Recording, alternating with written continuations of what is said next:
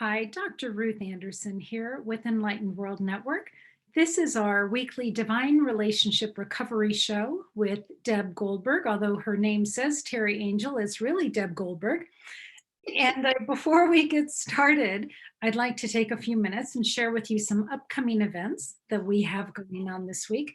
It's a big week for us.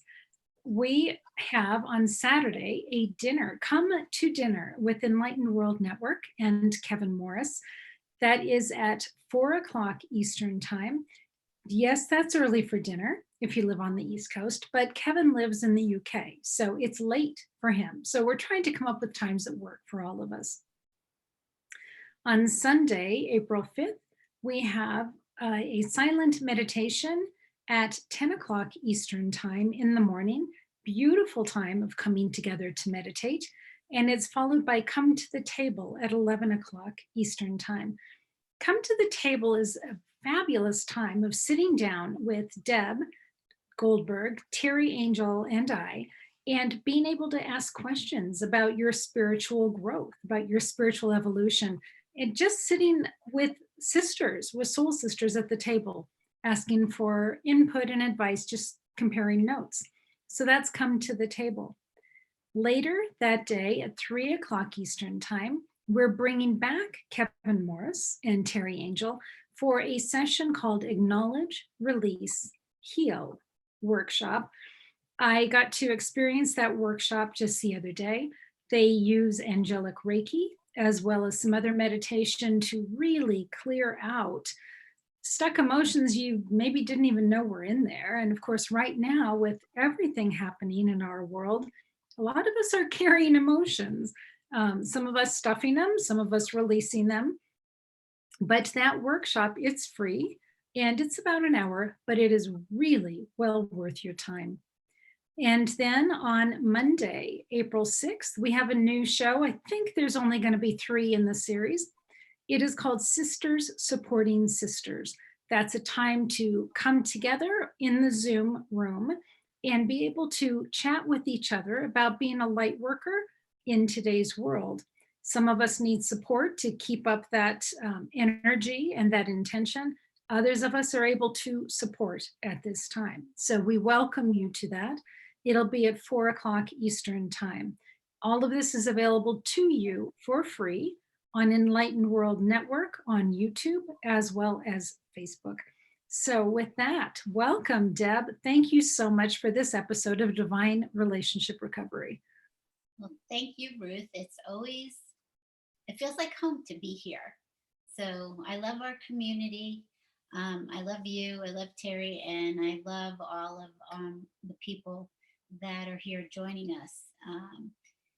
Well, we have an interesting show tonight. It's called How Do You Recognize All the Aspects of Yourself Inside and Outside of Yourself that are asking for attention and awareness. So it's a very interesting concepts for us to talk about. And I was thinking about how things are in our world right now. And personally, with everything that we're going through, we should all be seeing lots and lots and lots of things in ourselves, coming up in ourselves and outside of ourselves that want attention. So I would like to start, though, with something that I received from Archangel Michael today. And I had been struggling with some thoughts myself that were fear-based, and wasn't about the virus itself, but it was about other things. And I needed some help in grounding myself. And so this is what came through. I shared it this morning, and I'm going to read it again because I thought it was pretty powerful. And these messages are not just for me, they're for everybody. So I'm going to share with you what he told me. Your body can only be love, well-being, and perfection. You made them with your consciousness. Your consciousness is purity. It is divine love, sacred, and holy. Your body can be no different than your mind, for it created you with love, and as of course I look at divine love as God. Your body is pure love, energy, emotion, vibrant health, for nothing else exists. Nothing can attack your purity and well-being but you believing otherwise. Your thoughts and beliefs are powerful, and even though you might try to attack your body, in truth, it is never harmed. Divine love can never be harmed. Giving power to anything over yourself is self-destructive. By believing in illness or anything else, like how food affects you, the air, medicine, people, the government, germs, evil, even the belief in ego, darkness, or any unconsciousness from believing in duality. This is what creates disease states. Nothing can change or alter the light of God, and you are the light of God.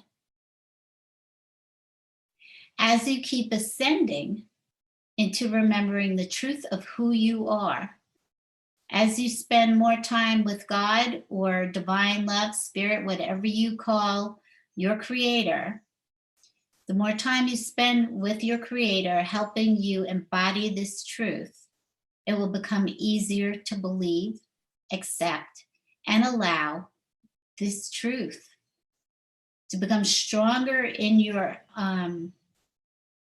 divine truth rather than earthly constructs of cause and effect. Do not try to transcend your humanity. Accept and believe in your own divinity over all things. What a powerful message, right? It's a beautiful, beautiful message. Absolutely. And Deb, have you seen that playing out in your own life? Well, we're going through this really strange time on the planet.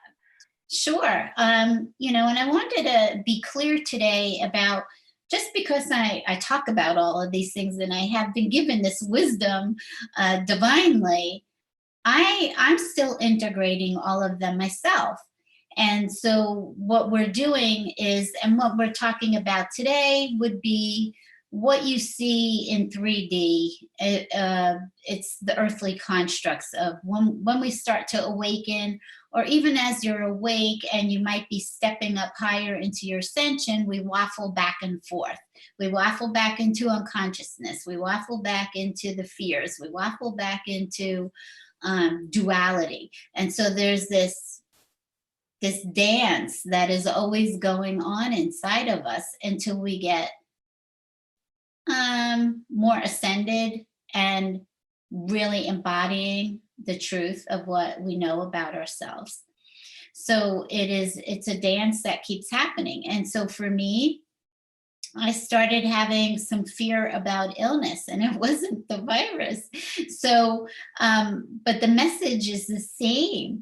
I was like, okay, I need to grab myself because I see what I'm doing in my mind, and it is affecting my peace right now.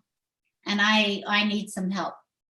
And so, so some imagery started to happen to try to help me, support me divinely. But then Michael brought forth this message, which I think is just so important as we keep going forward. We have to keep coming back to truth, to divine truth, to our knowingness of what we understand. But it is really, we're not trying to transcend our humanity. We're trying to really step into the truth of what we know about our divine self. And there is a waffling process. And it happens all the time. I think there absolutely is a waffling process. And sometimes when people will say to me, so how are you doing? I'll say, well, what time is it? Because it shifts all the time. But that's just part of being human. Mm-hmm. But Yeah. But I have found truly that the more I stay in my centered place of seeing myself as a divine being, having a physical experience. So my energy is first and foremost on the fact that I'm a divine being, then everything else just kind of falls into place. And I have this immense calm that I really believe helps to calm the people around me. Mhm. Right. Right. So, and we know that by us accepting peace, we accept it for the whole world. Right.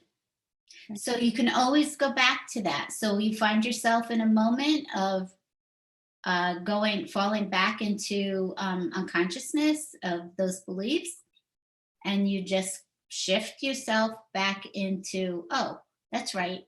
I know that stuff's not true. I need to do some breathing. I need to go for a walk. I need to talk to spirit, whatever it is that you need to do. Sometimes I journal, talk to a friend, uh, whatever you need to do to help you reground yourself. And it is always coming back inside. And you hear a lot of people say, just put your hand on your heart, because you start feeling your heartbeat, and that kind of grounds you also. Right. Yeah, because your heartbeat, I look at that as my divine heartbeat. That's the way I see it. Deb, one of the things we were talking about this morning, we've been asked by Archangel Michael to do a morning meditation for the week, every day this week, and it's a silent meditation. So folks are meditating with us, but Deb, Terry, and I are behind the scenes having our own meditation time. And we were told it's called Calm the Waters. And so as we are doing these meditations, we're not only calming the waters or the emotions inside of us, but also across the planet. Oh, I'm sorry.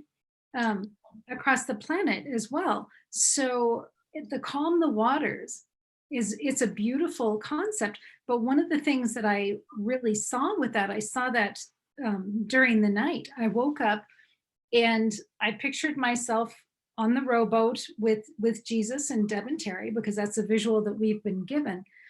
And it was rocking. The waves were rocking.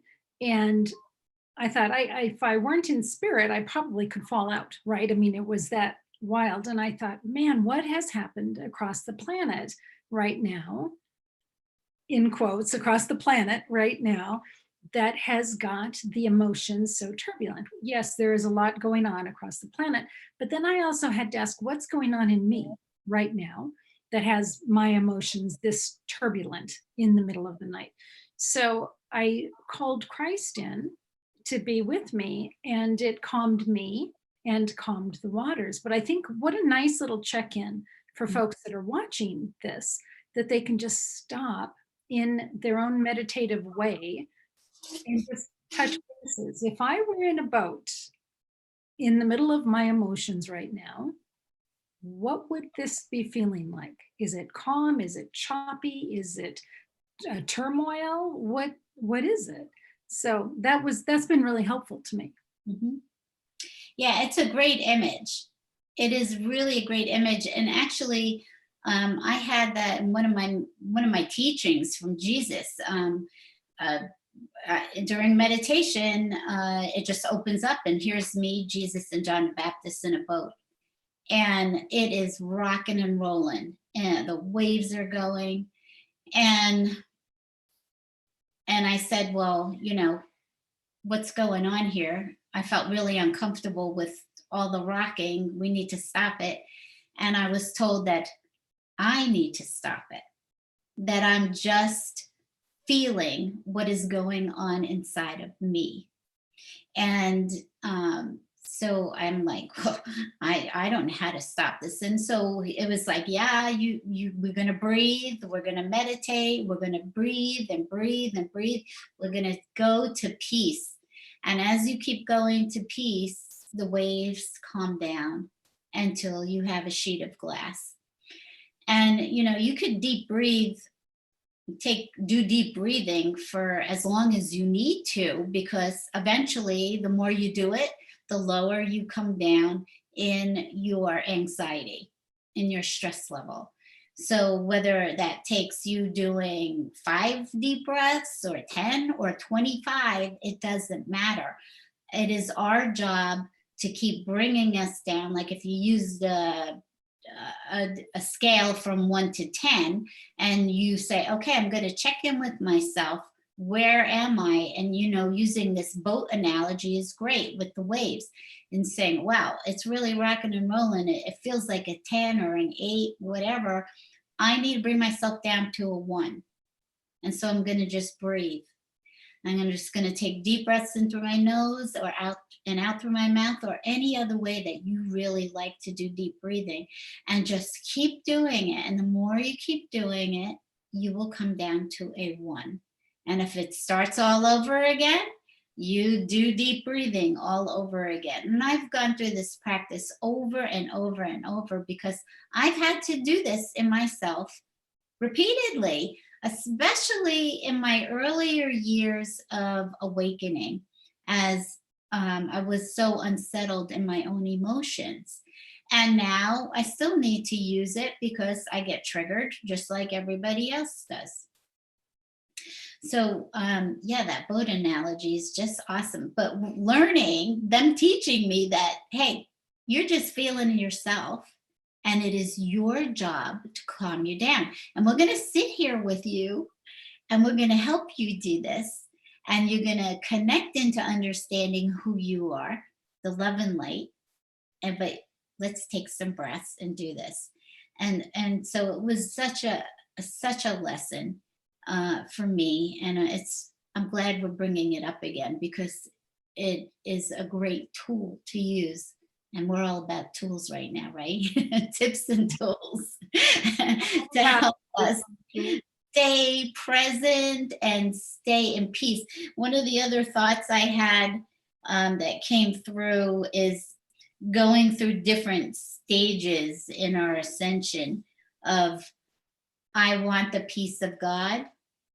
I have the peace of God. I am the peace of God. Different stages of ascension of where you are. But I can also go through all of those stages in a day of in 10 minutes. In 10 minutes, right, based on what it is. And keep bringing yourself back to remembering you are the peace of God. There is nothing else. But this takes practice, and it is a lifelong journey. And everybody's doing it right wherever they are. So with that, how about we just close our eyes for a couple minutes, and let's just do some deep breathing right now to get us feeling as peaceful as we can. So let's take a really deep cleansing breath in through our nose and release it out through our mouth.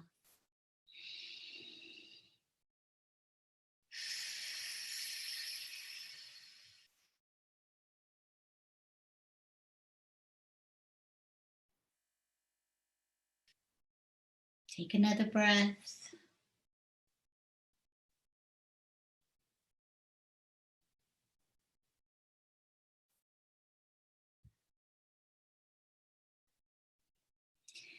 And I just want to remind people that if you're not used to taking deep cleansing breaths, sometimes you can feel a little lightheaded and dizzy. So you want to not take deep breaths so close to each other in a row. You can go back into your own natural breathing rhythm, and then go back into taking a really deep breath in again. It's amazing how shallow our breath can become. But every time you're taking a really deep breath in, I want you to imagine that you're drawing yourself closer to divine love, that you're returning home in this moment to bring in all the peace and love and joy as we sit and talk about this topic. You take in another deep breath of expansiveness into our mind, into our heart.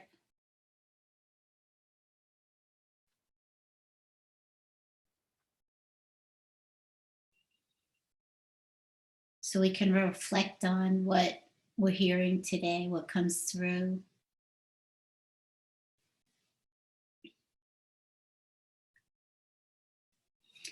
And I keep reminding myself that we came here forgetting that we are already whole and one with everything. And our greatest accomplishment on earth is remembering this and then embodying it, which for each one of us is a different journey, a lifelong journey. So when you're ready, open your eyes, come back to present. I wanted to stay there, Deb. I really, Mhm. I didn't want to come back because it just is such a calm, neutral place. Mhm. Great. Thank you for that. You're welcome. And, trying to actually maintain a state of peace is what we're all here to do, because that is it's our natural state of being. It's peace and happiness. Right. Mhm. So today's topic is, how do you recognize all the aspects of yourself, inside and outside of yourself, that are asking for attention and awareness?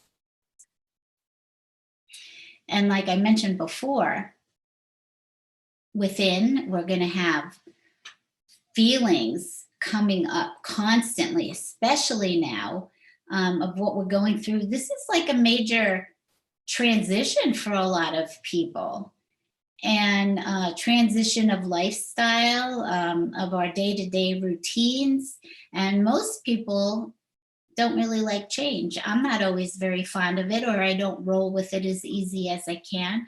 That's one of our spiritual lessons, is to allow and accept and align with whatever's happening in the moment. It is our perspective of how we view the experience that either creates a peaceful experience for us, or it can be very conflictual and it doesn't feel good. Resistance, fighting what is happening. And believe me, I've spent a lot of time in that place over the last 5.5 years anyway, within my awareness of resisting what is. So right now, you're going to have so much sensing going on of thoughts, feelings, and reactions to what your thoughts are, because thoughts do cause feelings. If we don't like what we're feeling, check in with what you're thinking.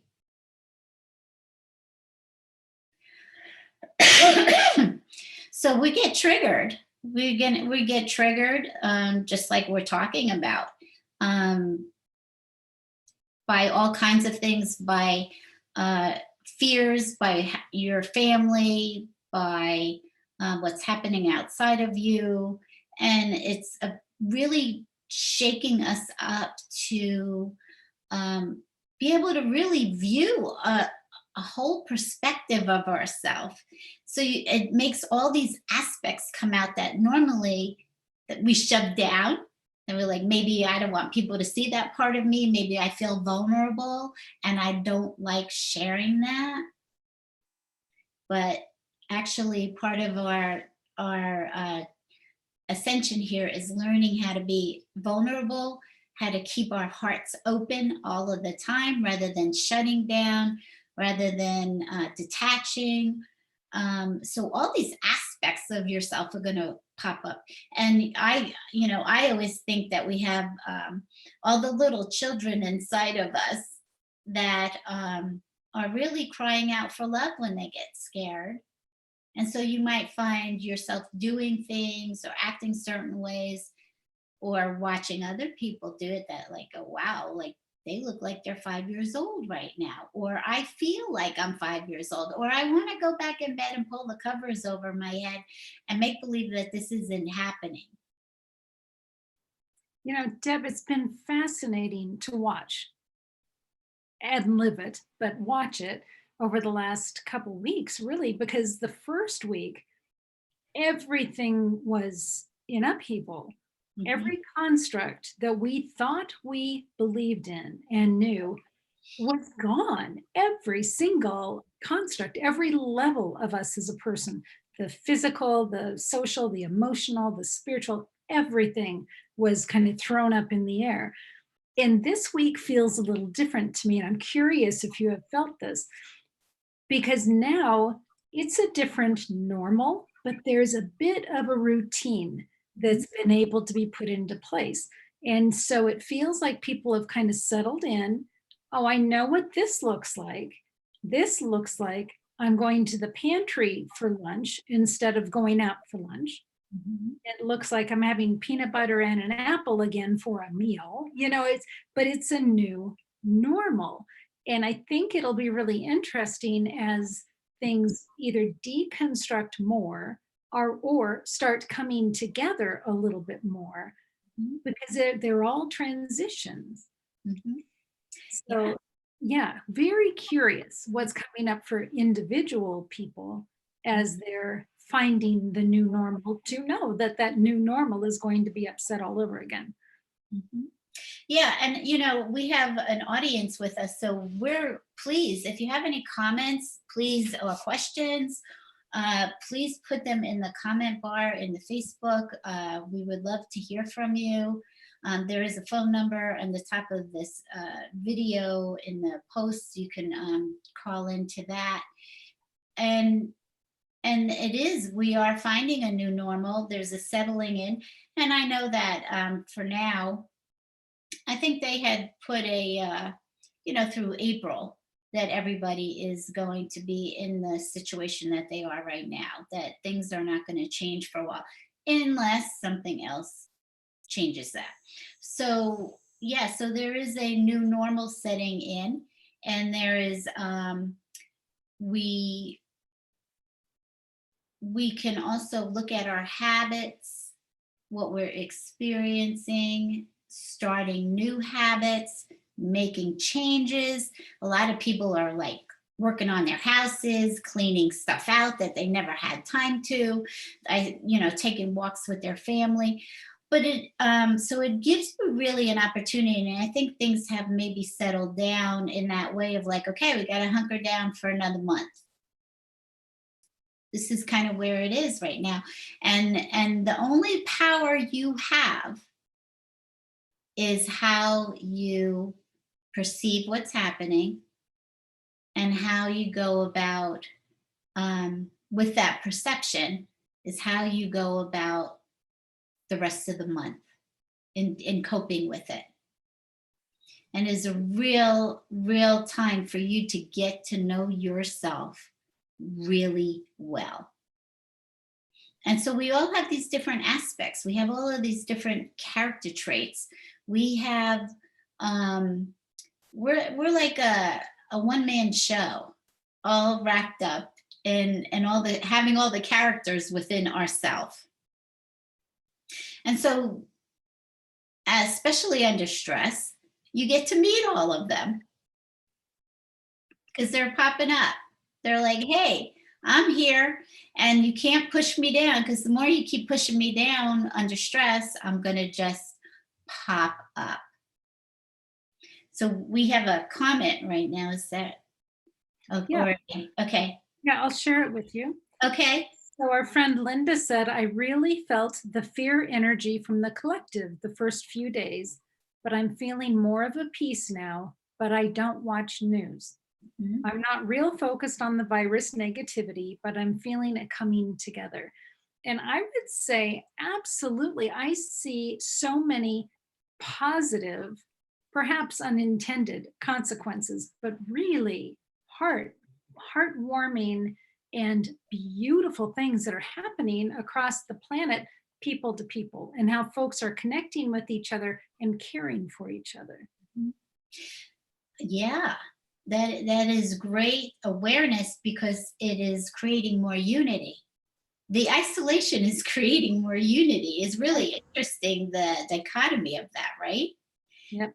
And so, you know, there's different levels of learning of where we are in our ascension process. So I just want to address that. So while we are in the 3D ascension into what people use dimensions, I don't usually use dimensions, but I know I'm using these because I know some people relate to them. Moving into 5D, you are going to still see everything as you're feeling the collective.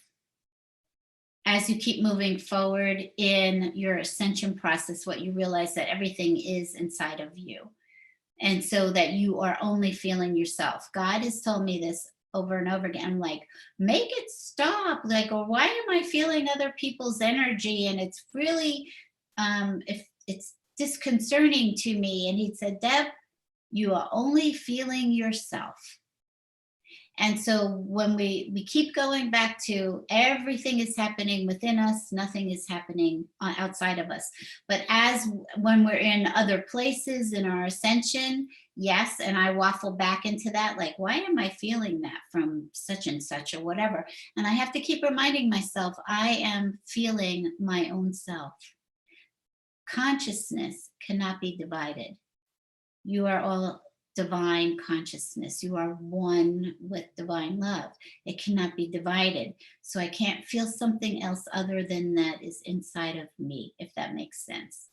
So we have to keep remembering. And then you bring yourself to peace, but you can see other people outside of you not in peace.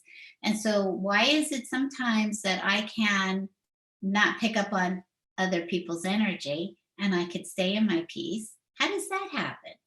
Right? So it's, you start to understand that everything is coming from within you. Everything you feel is within you. And we are always feeling on different levels. So I could feel really confident and be sitting in my truth, and I have something tugging on me, trying to drag me back into fear, or they're afraid of I'm afraid of something at the same moment, and I'm like, what's going on here? Like, and I will actually at times not even really want to acknowledge that part because I feel so strong in my confidence. But we have to acknowledge all these little levels of what's going on inside of us, because as I said, as these other aspects pop up, they feel differently. The reason why it feels so everything feels so real when you allow yourself to feel on all those different levels, or a whole bunch of things, you can have different emotions at the same time.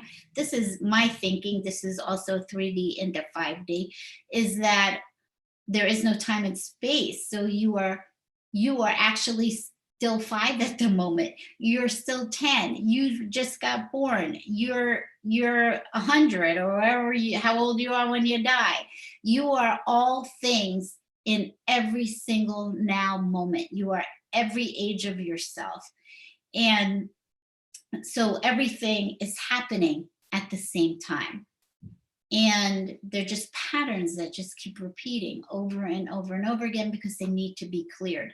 So you might have something that happened to you when you're 5, and that just keeps poking up, and the way that you handled things at 5 years old. So there's another aspect of us that, you know, many of us will tuck back down because we don't want to see that.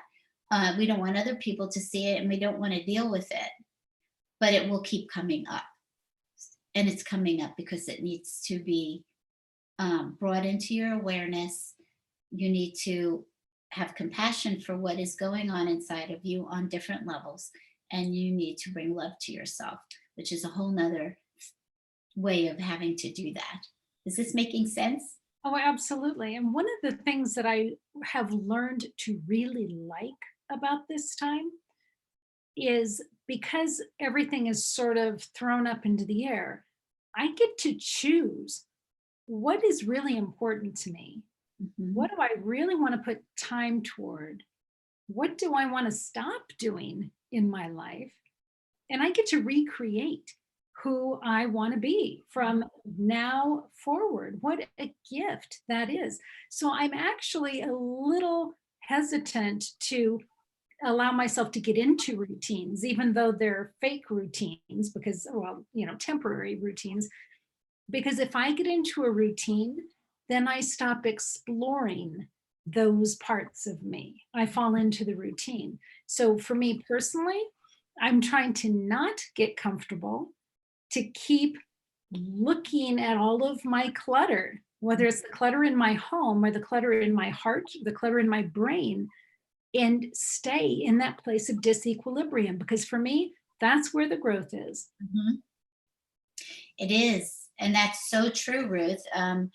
It is, the growth is always in being accepting of yourself and what's happening in the moment so that you can, it's always about opening your heart and bringing more love to yourself to see what's there. It's accepting the whole you, the whole you. So now, if we go back to the mirror concept of what a 3D world is outside of you, so you're seeing aspects in each person of your own self, things that we keep hidden from ourselves, aspects that maybe we don't like so much, or aspects that we do like. And so you're seeing this in all different peoples, and it is there to get your attention so that you could start seeing your wholeness. Linda's got another comment, if you don't mind. Sure. Linda says, this all makes sense, Deb. We have been kind of forced to go within because of the fear and all the different levels of feelings that we are feeling. Mm-hmm. We have to clear it, otherwise we just feel icky. It is all about choice now. And that last sentence is so broad and so perfect, Linda. Well done, well done. Well done is right. Yes. This is about stepping into our power some more and choosing what it is that we want to keep and what we want to get rid of. So I was just thinking that, you have financial fears come up right now because a lot of people aren't working and are not getting paid, especially if you're self-employed or you got laid off. And so the fear of money, and I want you to think about, so you have your own fear of money, right? And then you think about how much teaching, programming you've had from your parents or grandparents about what it is to not have money, right? And what maybe other generations went through. Then they went through some really tough times. And so you have all of this programming streaming into you about what it means to be scared about money right now and what it might mean. This is all, money. When I was talking before, when I talked about Michael's message, money, so these are all things that we idolize, and that talks, A Course in Miracles talks about this too, is idolizing everything outside of us, including the virus, illness, money. So when we put all of our hope or fears into outside constructs, and then, like you said, they're all falling apart now. It is a place for you to really start looking at, what is it that I believe? What do I want to believe? It is a chance to get so close to God and have that be your only hope and faith, knowing that you are abundant, knowing that you are all things, knowing that you are limitless. So this is a moment to go inside and check in and get that truth and your hope, and of truly putting everything into knowing that God is good and God is going to take care of you, even though it looks really crappy sometimes. One door closes, another one opens. Right. And so this is about us opening up inside individually to grow and step into our power, into what is really driving us, what is our guidance system, and developing such an intimate relationship of trust and faith that it doesn't matter what happens outside of you, because you know that you are always taken care of. Now, I'm not saying this is an easy practice. This is something that you have to be willing to do. It's like, am I going to put all my hope in money, or am I going to put all my hope in God, knowing that what he tells me is true and that I am always taken care of? Right. Standing in that divine light Mm-hmm. over and over and over. Every moment. Yeah, it's a choice. It's a choice. Every moment. Do I go back to what I know, or do I go back to outside constructs? So I started talking about the mirror and seeing all of these fragments of ourselves. And I had this picture that was really cool. And it's a mirror with just strips of fragments with somebody's face in it. But I tried to blow it up and to show it to you, but it just didn't work. But you can get the idea of what this image looks like. And so and this has happened to me, and this happens to me on and off, and and this is because we're not accepting the wholeness of every single aspect of ourselves, the whole complexity of who we are as people, as a divine being. And I'll look at somebody and I'll be like, oh, I'm seeing this, and I don't really care for that in them. Or I see this and I don't really care for that. And really what we're doing is missing the whole essence of that being, that they're a divine being, and that's not that one or two fragments that we see. Those aspects do not define us. It is just a part of who we are. And if we look at all of us, we could all say, well, there's probably a part of me that I like better than another part of me. And the whole journey is about learning to love every aspect of yourself, that it's God-given and it's there for a purpose. And so we tend to look at ourselves as fragments. I'm going to look at myself as a work person. I really like my work ethic, and I'm not, and I went through that, focusing on who I was in my career, and the intimacy side of relationships I was not as good in. And so all of my confidence was coming from work, when really it needs to come from you're a spiritual divine being, that God gives you the confidence. And so then we keep fragmenting ourselves. Every time we have something happen through our life that hurts us, we develop another aspect of ourselves, an adaptation really of, I don't want that to happen again, or I don't ever want to feel this way. So I'm going to do this now. I'm going to add this into my personality, or my behavior, or my character traits. I'm going to be this so that I can avoid that. Or I'm going to be this so then I could get people to like me. And so we see all these fragments of ourselves outside in the mirror in other people. Now I can look at some people and go, wow, like I see them as a whole person, and I'm just like, oh my God, I see their whole beautiful being. And then I get triggered and I look at, and because this is what we're doing in our own self. We're projecting everything.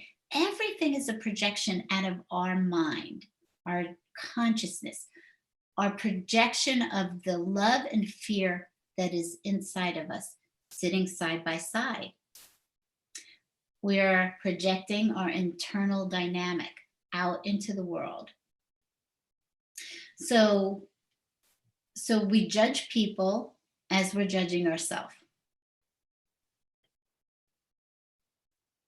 I think we all do that. Mm-hmm. On a daily basis. Yes.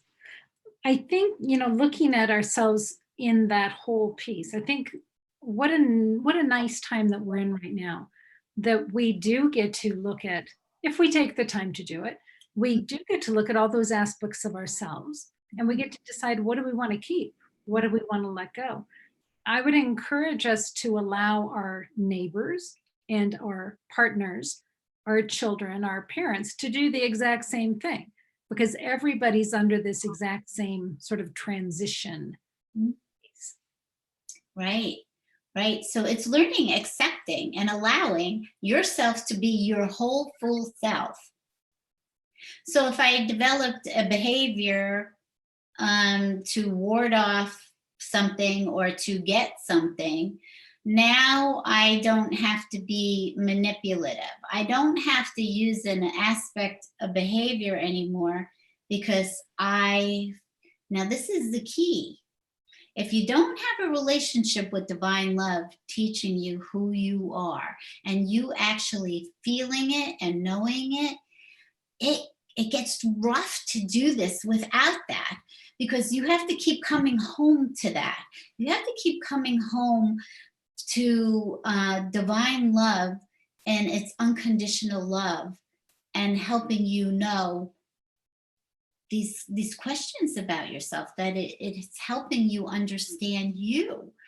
So I don't have to be manipulative anymore to get my needs met, because I know God takes care of me.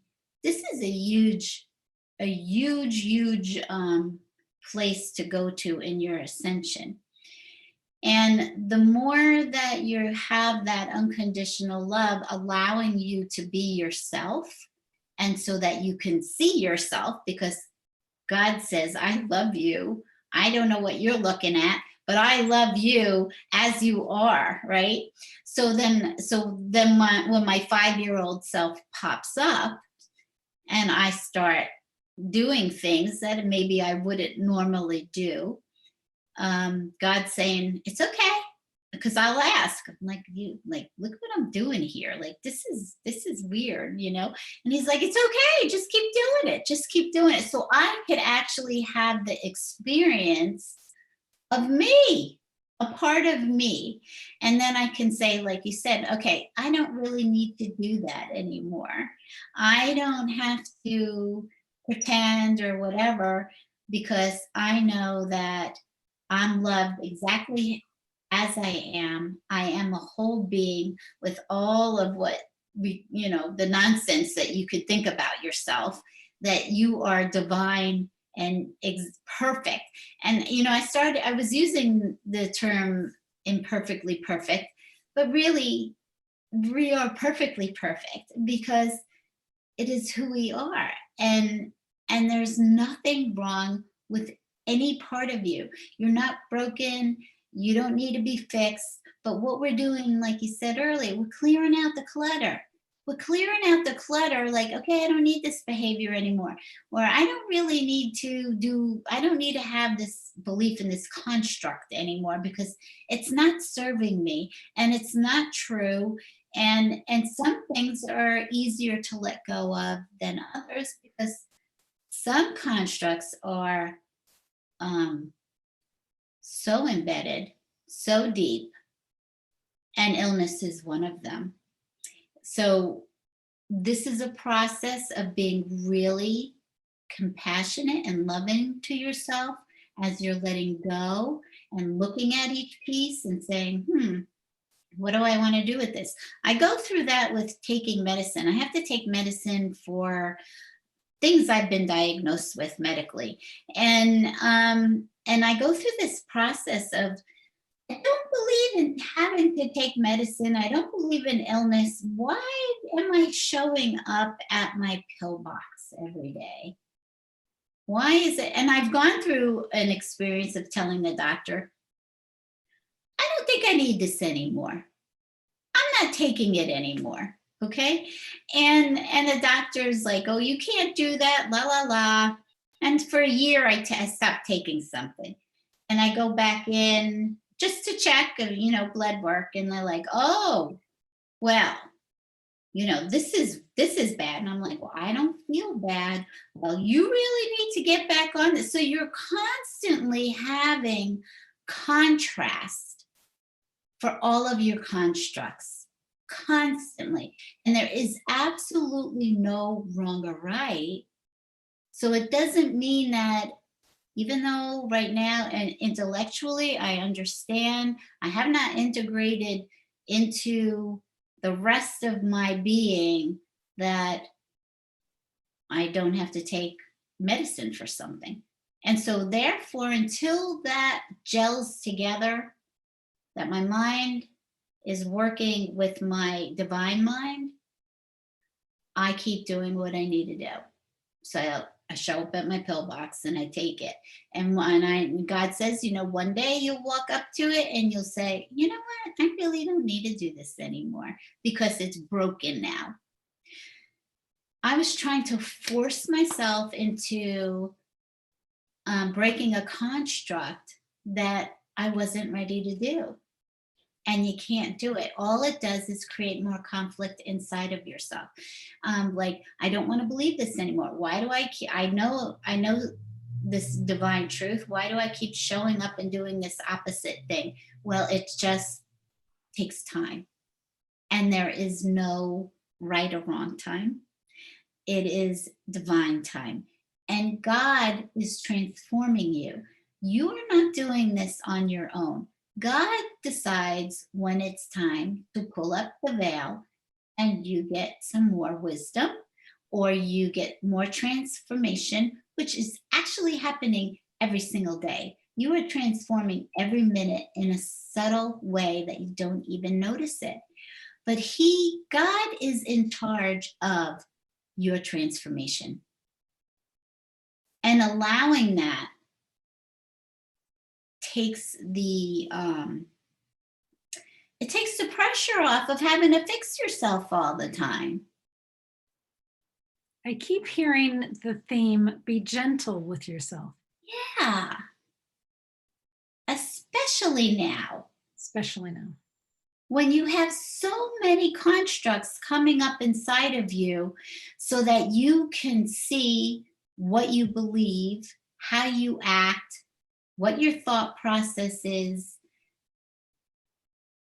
Be very gentle with yourself right now and do not judge any part of it, because as you go along in your ascension, what you will start to see is you won't see fragments of yourself anymore in the outside world, because you'll start accepting yourself as whole.